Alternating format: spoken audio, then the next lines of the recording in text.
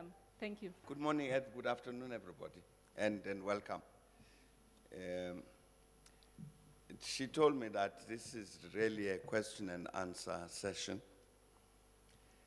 And as you can see, I've got 3 other people with me. The reason I asked them to come is because they will answer the difficult questions. I'll pass them on to them.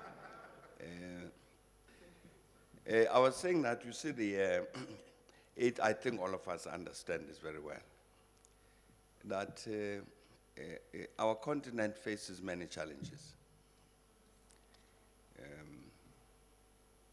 For years now, in 1999, the then Organization of African Unity took an important decision that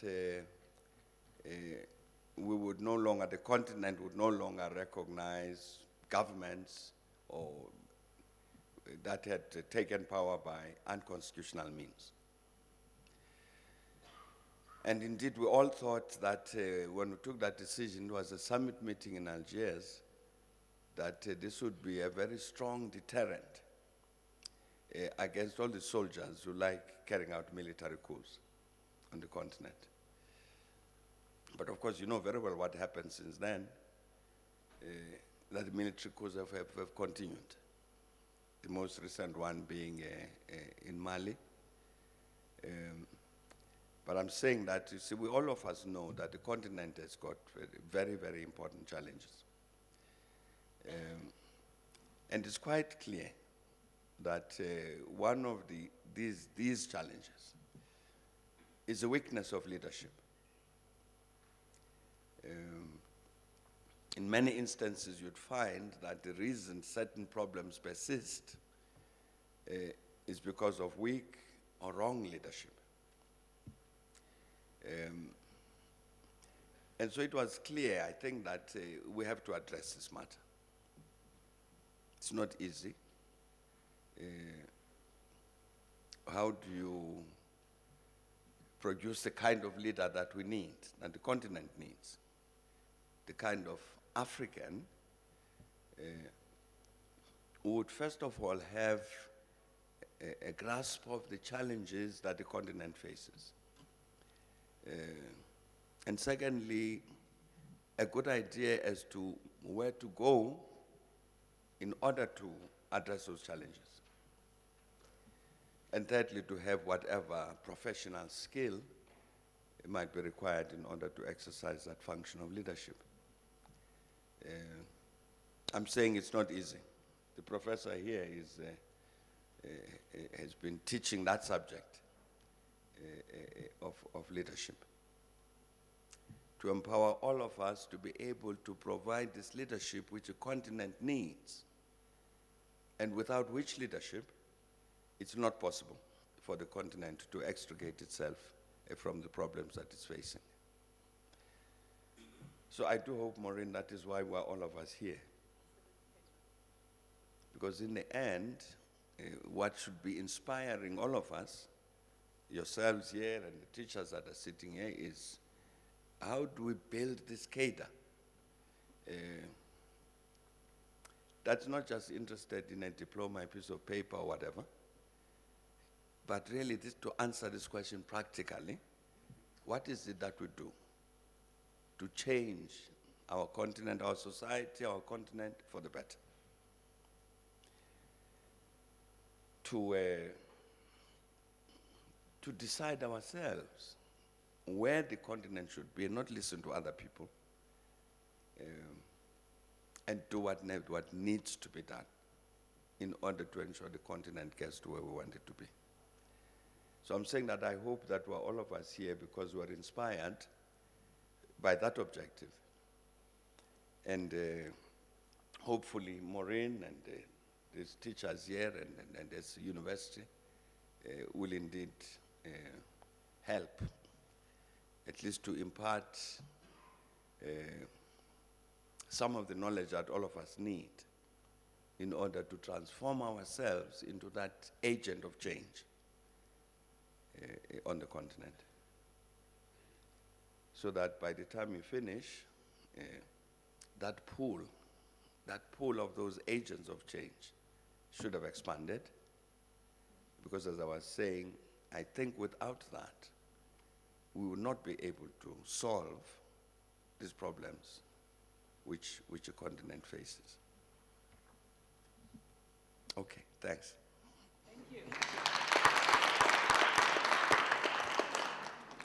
Thank you, Patron. I can see the hands are already flying into the air. Okay? Okay, what we're going to do is we have 1 hour, slightly less actually, to go through this session. I'm going to be asking you to ask one question, each one of you. I'm really going to ask those that have participated in the program in the past to not take this opportunity away from the new class. You ask your question, one person, one question, very brief, to the point. I'll take a round of 3. We give maybe 3, 4. We give the patron the opportunity to answer. We take another 3, then we move on to other business. Is that good? Thank you. Good afternoon, patron, and to colleagues. My name is Tsiamo Moleme. I'm from the town of Mahikeng in the Northwest Province. My question, well, I had 2, but I'll just You're take allowed one. only 1. Yeah. Well,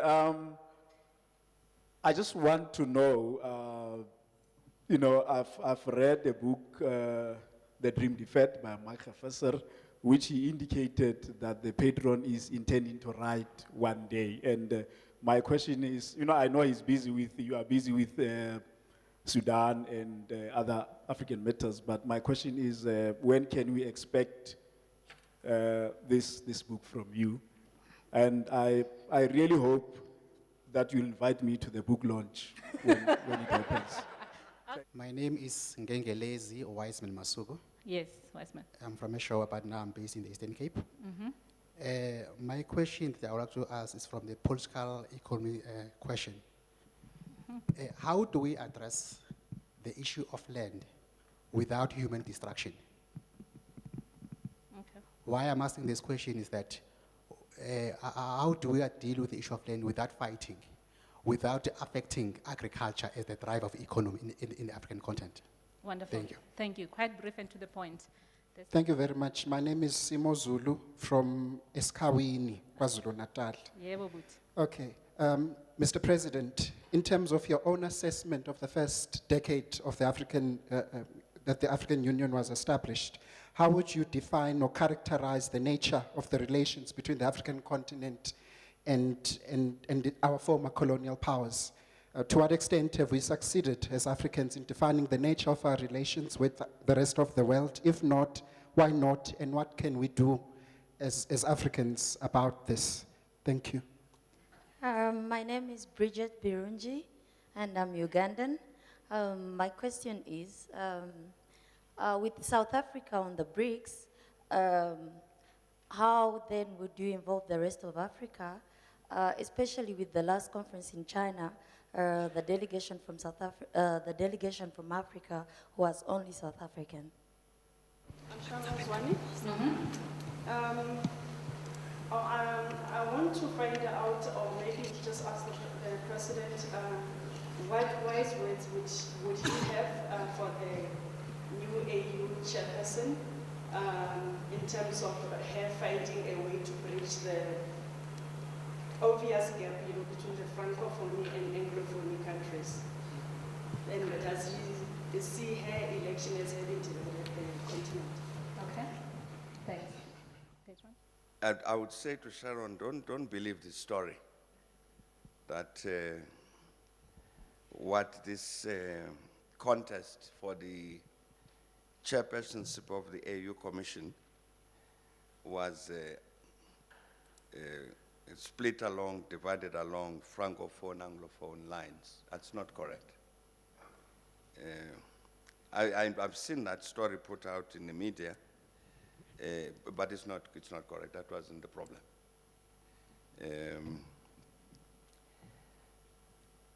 But I think that, as you can see, I mean, you remember that this election should have taken place in January, and the continent couldn't agree.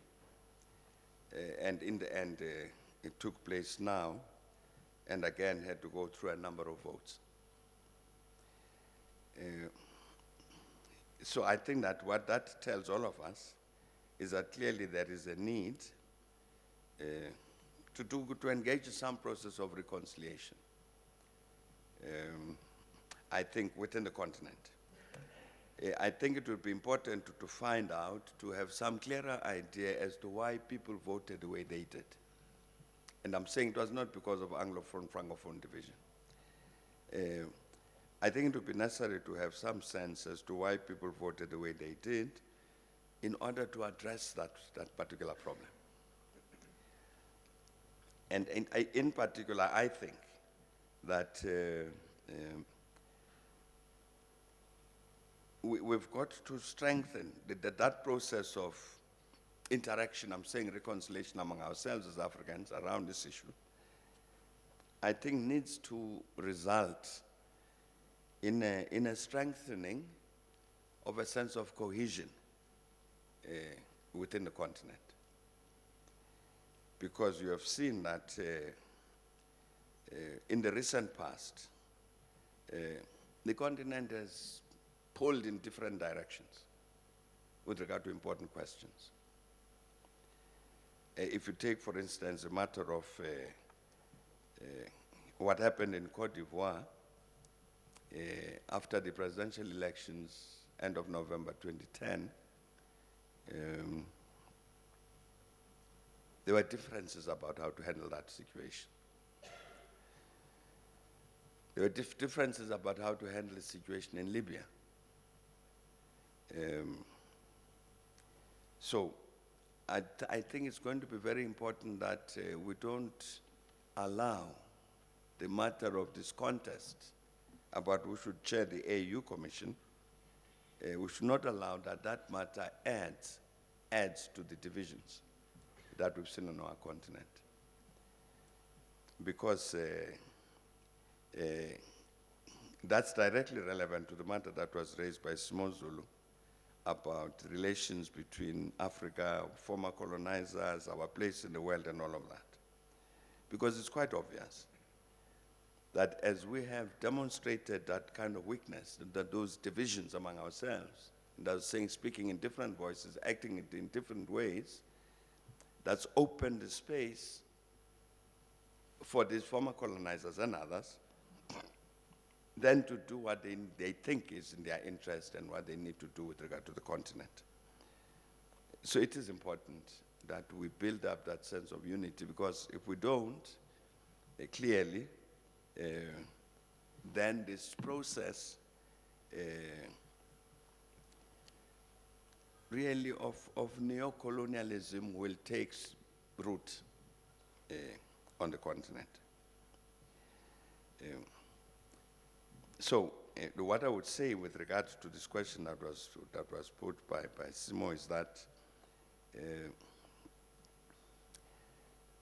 my fear is that recent events relating not only to Africa, but elsewhere in the world, recent events suggest very, very strongly that the major Western powers that have dominated the world, economically, politically, and otherwise, that appetite to dominate is increasing. You've seen, when was it, last week or last week, when Kofi Annan resigned as the mediator of the UN and the Arab League to resolve the Syrian question. And the reason he couldn't do anything about it is that the very same people who said, "You are our peace envoy. Go and talk to the Syrians and let's resolve this matter peacefully." The very same people were the ones who were feeding weapons into that conflict. They didn't want a peaceful resolution, but they had to pretend that they wanted it. And so, I mean, you have people who very bravely will say, it is time for Assad to go. a foreigner from 10,000 kilometers away. Why do they think they've got a right to tell Assad to go? Or you have a foreign minister visiting, you'd remember this, a foreign minister visiting Libya and saying publicly, after Gaddafi had been murdered, we came, we saw, he died. How do you laugh at the death of a person? Doesn't matter who it is. It's not in our culture, certainly. But I'm saying that to say, my sense is that that appetite to dominate by these Western countries is increasing. And you can see the boldness with which they act. Decision gets taken, let's impose a no-fly zone over Libya in order to protect civilians. That's what the Security Council says. And all that happens is that this NATO Air Force intervenes, and other forces, ground forces even, they intervene to ensure the overthrow of the Libyan government. And indeed, in the carrying out of that operation, they kill many, many more civilians than were killed by the Libyan army. Same people said we are there to protect civilians. But I'm saying, driven by this greater appetite to dominate. And therefore, I think that this is a challenge that we face. This is a challenge that you face. When I was talking earlier about this challenge of leadership on the continent, that if we don't address this particular matter, we're going to make many mistakes. Because indeed, part of the reason there is a success with regard to that process of entrenching neocolonialism on the continent is because of our weakness. It's because we open the doors for this thing to happen.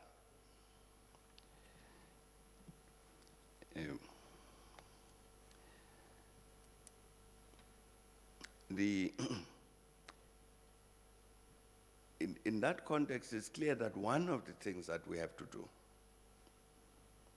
as Africans is to strengthen what historically are known as South-South relations.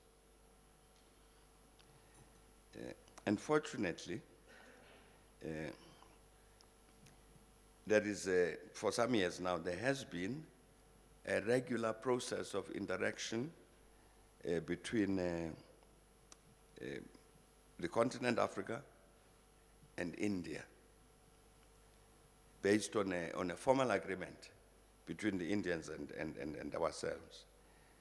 And there's been a similar process of interaction between Africa and China, again based on a formal agreement between Africa and China. Which is why there was this meeting in China recently that has been referred to,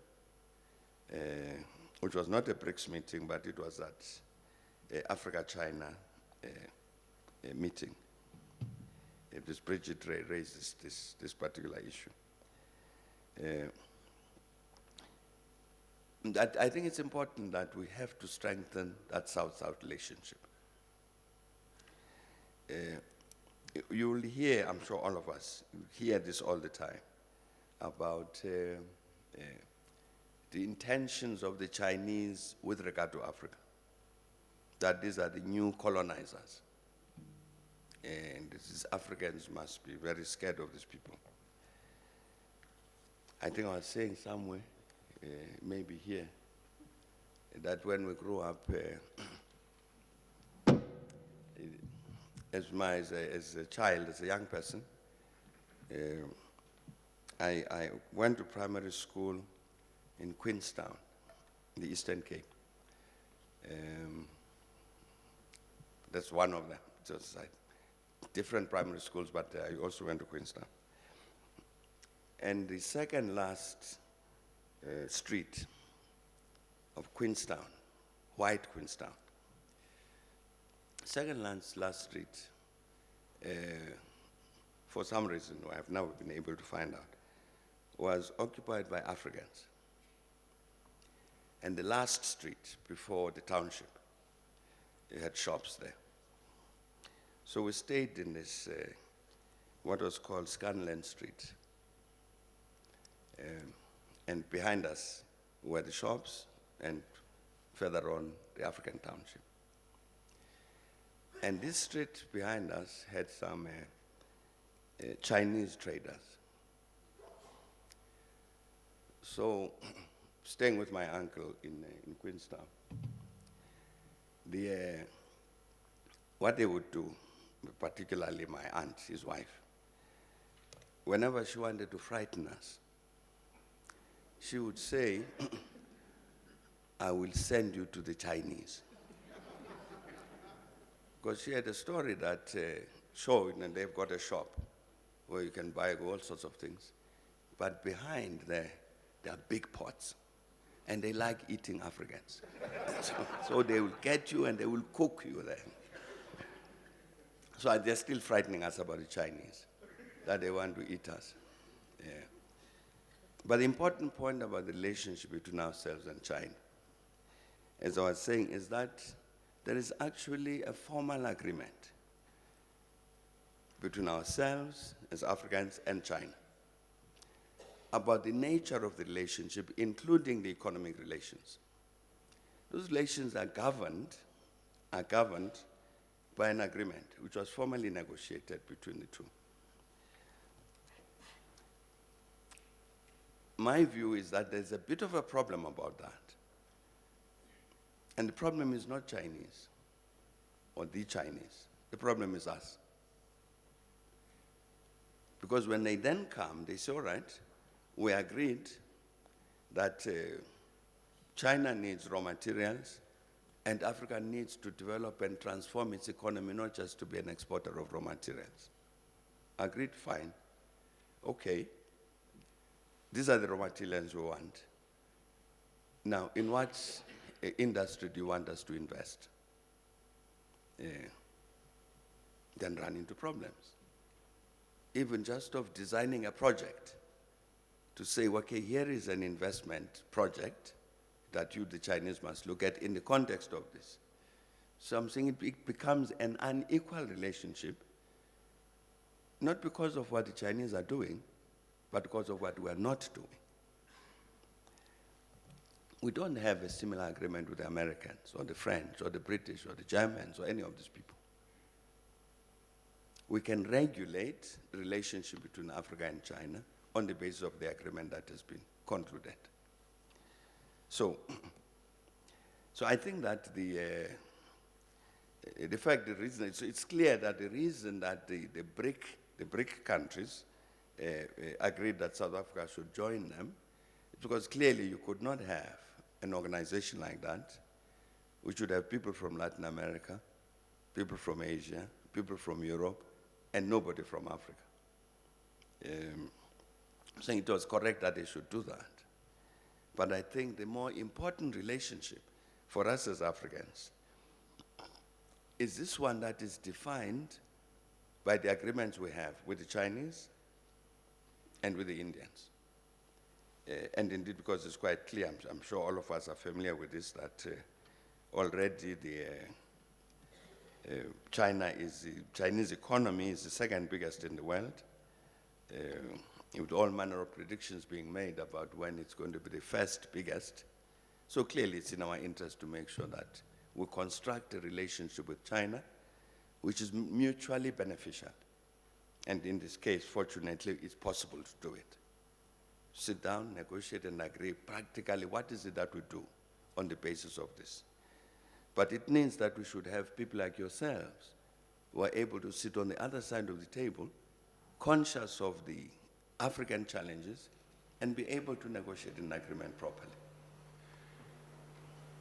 including not agreeing to be bribed. There's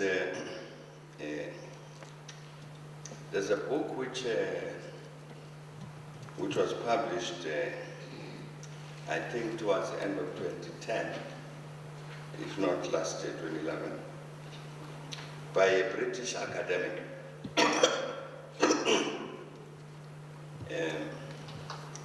This academic had spent 10 years following the process of land distribution in Zimbabwe.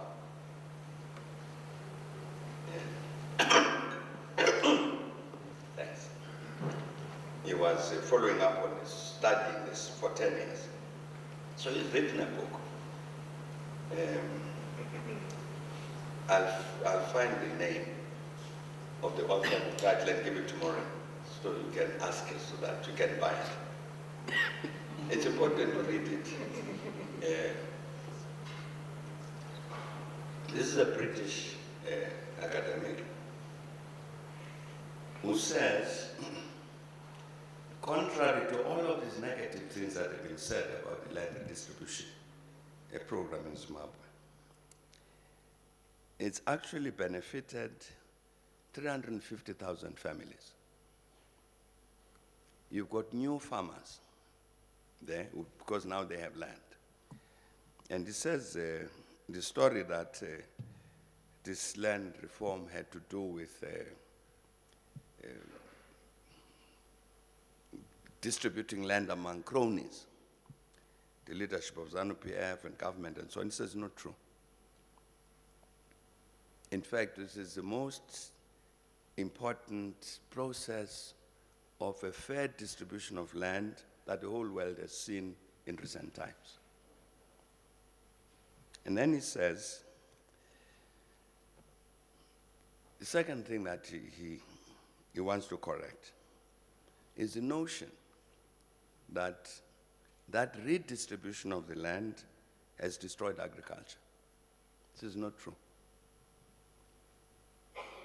In fact, what has happened is that the agricultural production that was lost from these large commercial farms has in fact been replaced by production that comes from smaller farms owned by this African population. I'm sure that none of you have seen any review of this book in our media. Naturally. They would not review it because it's not saying what they would like to hear. You see, don't redistribute land the way that it was done in Zimbabwe here. Because look at it, it's failed.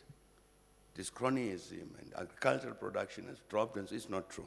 Now, this is an Englishman who says that. And an English academic who, as I say, followed this thing for a whole period of 10 years. So he was with the process all the time.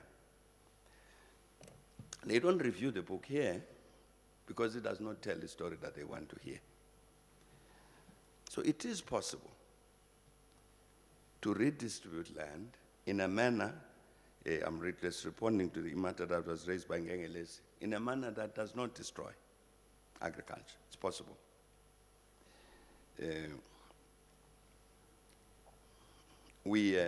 All of us tried to persuade the Zimbabweans not to handle this matter of land distribution in the manner that they did. Well, they did, they handled it in the way that they did. They didn't listen to us. Now, of course, now when I see these things in this book, I say, but maybe they were right.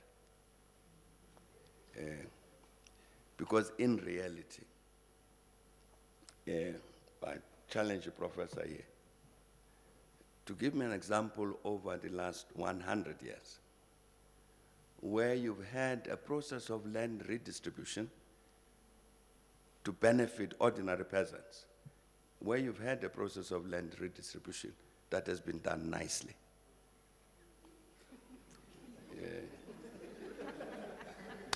True, I mean, whether in China or Russia or Mexico, example doesn't exist. The landowners are not going to give up their land nicely. So, so I'm saying that We said to the Zimbabweans, please don't handle this thing like this. Let's do it another way. And part of our problem, of course, was that the British failed us. In 1998, the noise was picking up in Zimbabwe on this land question. So I spoke to President Mugabe and said, look, why don't you allow us to talk to the British government on this thing, for the British government to meet its commitment made as a negotiating the independence of Zimbabwe, to meet its commitment to give you the money for you to be able to get this land and pay compensation to the landowners. Instead of fighting it in the streets, we'll talk to them. He agreed. So I said, President, please, if you could keep quiet for 3 months on this matter. You speak on others issues, but not this one.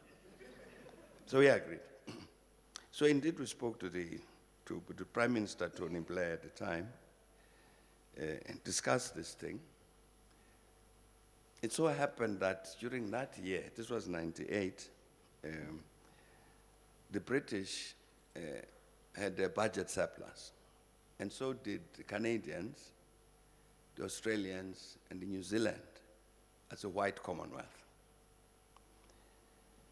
So we said to Tony Blair that, look, why don't you meet the commitment that was made by the British government to give the Zimbabweans the money that was promised by your government, previous government, so that they can handle this land redistribution process differently. And we said to him, look, if you agree, and we want you to agree, we will then go to the rest of the Commonwealth for them to contribute funds to assist in this. So Tony Blair agreed. Said, okay, I agree, we'll do that, but don't worry about mobilizing any other people, we will do that ourselves. So we said, fine, and indeed they did. So there was a conference that was held, international conference, pledging conference that was held in Zimbabwe in 98. The British were there, and the European Union were there, and the World Bank, and everybody, the UN development program, and monies were pledged to help Zimbabwe to compensate these white farmers for the land that they were going to lose. Done. 6 months after this agreement, the British started going around all of the donors saying, don't give the money you promised.